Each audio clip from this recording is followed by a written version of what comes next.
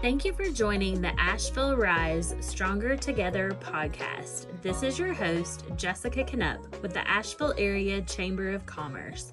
I hope you enjoy today's episode. All right, thank you for joining us. We are continuing our Women Who Lead Building Community Through Business series, and today we're here with Wendy Gritzmacher. And did I say it right? Woo! That is great. That makes me feel so much better. And Wendy, I've known you for quite a few years now, and I always just say Wendy with Bliss Travel. Yeah, that works perfect.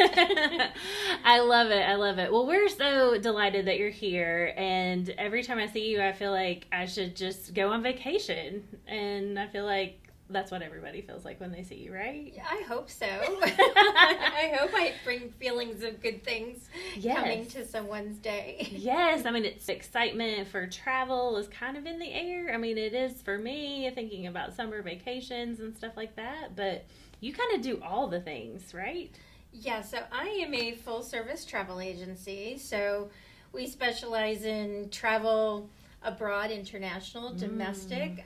We primarily focus on packages, so air, hotels, rental cars. It could be a cruise or an escorted tour, so a wide variety of things. Yeah. So from start to finish. Start to finish. Yeah, well, gosh, that sounds great. Well, how did you get into this? So I used to live in Colorado and been in love with traveled since I was a baby with my family, and always had just this vagabond spirit. And I remember we were living in Breckenridge, and I told my husband at the time that I really wanted to do something new within my kind of career, and so I'd gone into a travel agency and asked if I could just volunteer and learn how to do it. And so they immediately were like, no, we don't do that. And so through the course of years, I learned, well, it's a commission-based job, so right. Of course, why would somebody want to teach me how to do it in a small community? So fast forward a couple of years, I ended up in Asheville working at the Grove Park Inn, and came across AAA and an opportunity there, and they taught me so much, and I'm so appreciative of the 13 years that I spent working in travel there. And then decided to branch out on my own and do it. So it's been wonderful in that transition and career for me. Yeah, that's great. So obviously you worked for AAA for a very long time. What kind of challenges do you face? I mean, like, travel and air, I mean, everything fluctuates so much, but then, like, how does that also affect your business? So real world news does affect travel. So when you talk about gas prices or natural disasters or, economy strains, any of those things genuinely affect the day-to-day of what I do. And so there's spikes in business. So I have busy times of year and slow times of year. And so you can kind of gauge what's coming in the news and plan. And I think the big thing I need to do as a travel advisor is address people's concerns. So when somebody comes to me and says, Wendy, I'm really concerned about gas prices and how that's going to affect my trip, I really have to come from a place, one, of empathy, right, and two, educate people in a way that they understand the pros and cons of what's going on. So I think actively being involved in knowing what's going on in real world events helps. Sure. But a big part of what I do is therapy. You're helping people talk through these strains and frustrations, because the whole point of going on vacation is to lose those strains and frustrations. So you kind of have to be a problem solver and kind of be proactive, not reactive. Yeah, I hate those vacations where you need a vacation from your vacation. Yes. That's too stressful. Way too stressful. So have you ever had to talk somebody out of going somewhere and you're like, that's really not the best option, let's do that? Or do people come in knowing where they want to go, or are you able to kind of put out options for them? What does that look like? It's all over the place. Some people, they have a budget, they have dates, they have hotels and everything in line. They'll come with to me with a spreadsheet, very type A. Oh, wow. Which is great for me because I love living in that little bubble. But then there are a vast majority of people on the other spectrum of that is I've never traveled or I have nowhere where I want to go. And you really have to ask questions, and it's more about kind of exploring, what are your dreams and aspirations of what it is you're going to be doing, and what is it that you're looking to achieve at the end of this? Is there one thing that you've always wanted to do, and maybe it's swim with the dolphins or climb Machu Picchu, whatever it is. You have to find out what those people's interests are and work within that realm. Because if I say to you, okay, I'm going to put you in a race car and drive a race car, and you're afraid of driving, that would be a really bad travel planner advice. Right. You have to work around those. That would probably not be a repeat experience. No. Probably. And people wouldn't want to work with me again. No. So that's the big point of it. Yeah. When, through COVID and like the travel situations that we had, and then obviously here we had our hurricane, like are you also working with people that are visiting Asheville too? Like what does that look like? There are some people that approach me. So I would say a small percentage of my business are people coming to the area and looking for information. Hotels and booking sightseeing and things like that I can certainly help with. And then I refer people a lot back to the Asheville Visitor Center. We appreciate that. Thank you. Beyond, things that I can do. But yeah, that's a big part of my structure. Or people want to know, is the Blue Ridge Parkway open? So I people call about, general information, which I try to accommodate. But I think I started my business during COVID. So I think opening a travel agency during COVID seems a bit crazy, but it ended up benefiting me really well. And the hurricane certainly impacted my business, and I think you have to be focused on goals. You have to short, attainable goals, and then recheck yourself, see how you're doing on those goals, and set new goals when you achieve them. So I think that's really important. And staying focused on what's important to yourself and why you walk down this road of starting your own business, which can be very daunting and scary. And you have to take time for yourself too. Yes. Speaking of that, like when you're like, finding a new place to visit, do you get to go to I've gotten her out of office a couple times. So you're traveling too. I do. What does that look like? So it depends on the type of trip. Last fall, I went to New Zealand. I was invited by a company, and they had awarded me just because I had sent quite a few travelers. And they said, well, have you ever been to New Zealand? And I said, no. And they said, well, we think based on, this increased interest of people wanting to go there, it would not only benefit us, but it would benefit you and your knowledge. So they sent me all expenses paid, which is not normal. Right. It sounds amazing. Educational purpose, work related. It is work related. I love that. So you get to learn about the area. You learn about the different tours and the culture and the weather, and it's just really exciting. Yeah. Well, and when you can see it and have that experience when you're talking to other people, like now, even though you were well versed in it and could plan everything, now you can say, well, when I was there, this is what I experienced. And it gives you a certain level of credibility. Yeah, absolutely. That is so cool. I've known you for a couple years now through the chamber, and I know, getting connected and being in smaller networking groups and just helping, build those relationships, from a value, you already mentioned the visitor center as well, like from a value standpoint, like how has that helped you, being a member of the chamber? It's impacted me in a huge way. I've actually, I'm sure but I work on a group for the chamber every year. And so that's just one kind of building community thing, but it also connects me with other business leaders. Right. And I think also when you're a sole proprietor, you get kind of caught in your own little cube. Yeah. And hearing what's going on in other people's businesses, or you want to bounce a question off of somebody, you know, it gives you a resource outside of the norm of what you have to work with. Mm-hmm. And, you know, I love that there's a group of people that are not only like, you know, this is what my business needs are, Mm-hmm. but what can I do to help you grow your business? Right. Which I think is such a great thing Mm-hmm. when you're kind of small and independent. I'm sure even big businesses would benefit as well, but it feels like you have a team even if you're a sole proprietor. Right.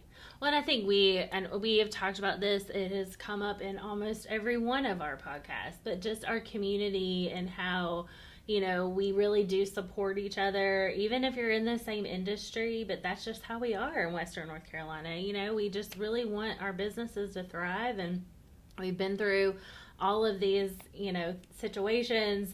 Everybody went through COVID. Not everybody went through the hurricane, but like we did in our area, and we really pulled together. So, and I think we try to do that here at the Chamber too. And I think our community, just, I mean, bringing up about Hurricane Helene Mm-hmm. and how our community came together, Mm-hmm. It's just a prime example of how we as business members and Mm-hmm. Chamber of Commerce members and everybody came in and, you know, rolled up their sleeves, got in there, and helped each other. Yeah. And it was such a horrible thing to happen, but to see it as a community go through it and the strength, and now Mm-hmm. that we're, you know, on the healing side of things, it's pretty amazing. Yeah. So I'm pretty proud to be part of Western North Carolina. Yeah, I am as well. And it's really, and especially like in my capacity with the Chamber and being connected with all the businesses. I mean, you know, we were open.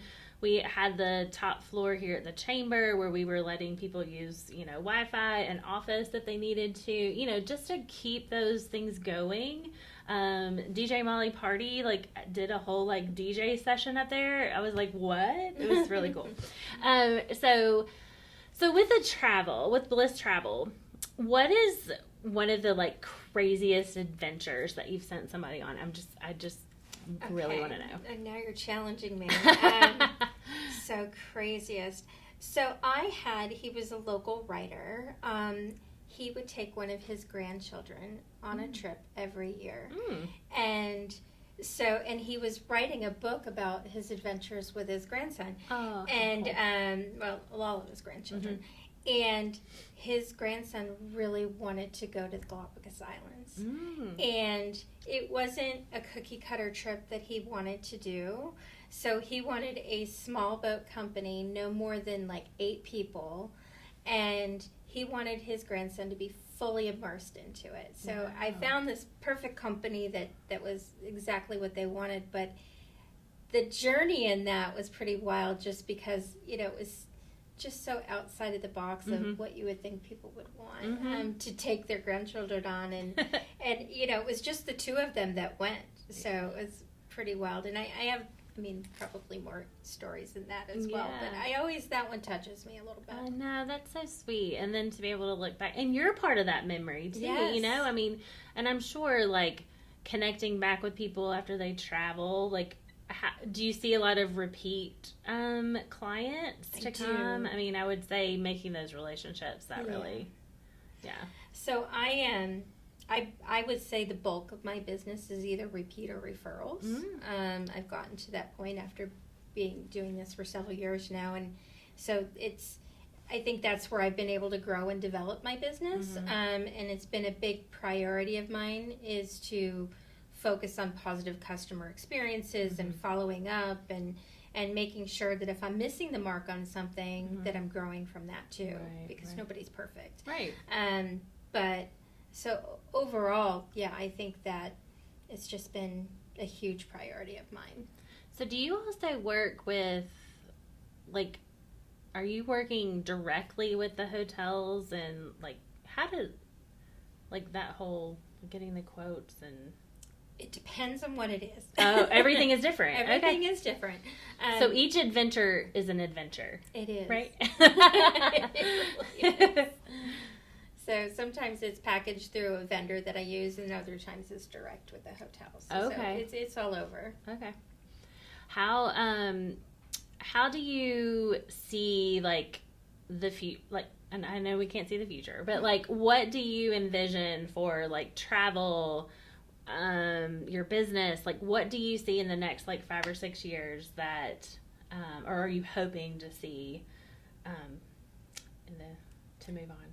So I think every year I set a new goal for myself and where I want to be in development. And I hired actually one of our business consultants who's in our P&G group, John Hornsby at Hornsby Creative, and he helped me 2 years ago revisit my business and where it was, because I had grown to a point where I was working a lot of hours, but maybe not, I was working harder, not smarter. Right. And so he helped me kind of reestablish maybe where my focus needed to be moving towards. And so I've spent the past 2 years doing that and reprioritizing my goals.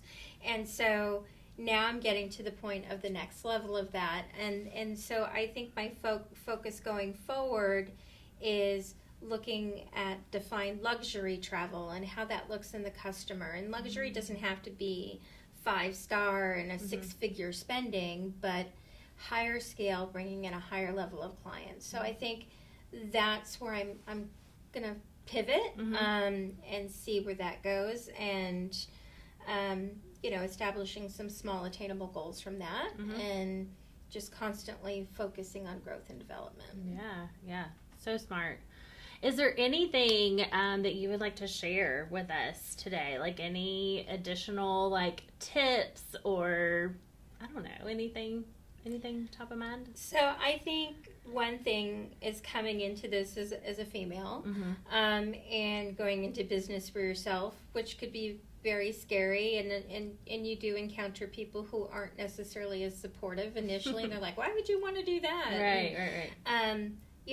Utilize the resources around you. I went to the Small Business Association. I worked with the Western Women's Business Center. They helped me understand that I needed funding. I didn't even know I needed funding to do this when I initially started. And using the career coaches and the resources that are out for you, because everybody has been so wonderful in making me feel like a team, even though it's my business. Sure. It's been about this growth and community that I've been involved with that's helped me succeed. And so I understand and appreciate that. And I think for people who are on the fence or having fears about that, they shouldn't. Right. They should jump on it. Yeah. Because we have, especially in this area, and I'm sure everywhere else, but we have a ton of resources. I mean, you just mentioned quite a few of them. So yes, to help you understand, know what you don't know what you don't know, and so you've got to ask and make those connections, and that's what we really also try to do here at the Chamber as well, is to make sure that those connections are happening. So, well, I mean, I'm ready to go on vacation. Well, let's go. Where do you want to go? I mean, let me think. So if anybody does want to get a quote, book a trip, how can they find you, Wendy? So you can reach me on my website, blisstravelco.com, or you can email me at wendy@blisstravelco.com. And then my phone number is 828-579-4777. And I'm happy to plan your next adventure. Wendy, thank you so much for being with us. I know, like I said, I'm ready to go on a trip. I mean, if anybody wants to come, let's go. Let's do it. Let's call Wendy. She can just send us to New Zealand, right? No. New Zealand or anywhere else you might want to go. If New Zealand's too far. Do you actually, when you mentioned that, do you do like regional like stuff too as well? I mean, just anything. Yeah, I mean, it wouldn't be like driving directions, right? And stuff like that. Turn here. I've done that, but I send people to Myrtle Beach and Charleston, different areas. I would say within a 2-3 hour radius of the Asheville area, definitely. And then Asheville itself, if you're looking for something to do, then I can help as well. Oh, yeah, a good staycation. Those are always good as well. Well, thank you again, Wendy. We appreciate you being a member of the Asheville Chamber, and thank you for all your support in the community, and we appreciate you being here with us today. Yes, thank you, Chamber of Commerce. If you enjoyed today's episode, like, comment, and subscribe. To learn more about joining the Asheville Chamber, scan the QR code on your screen or visit ashevillechamber.org. Until next time.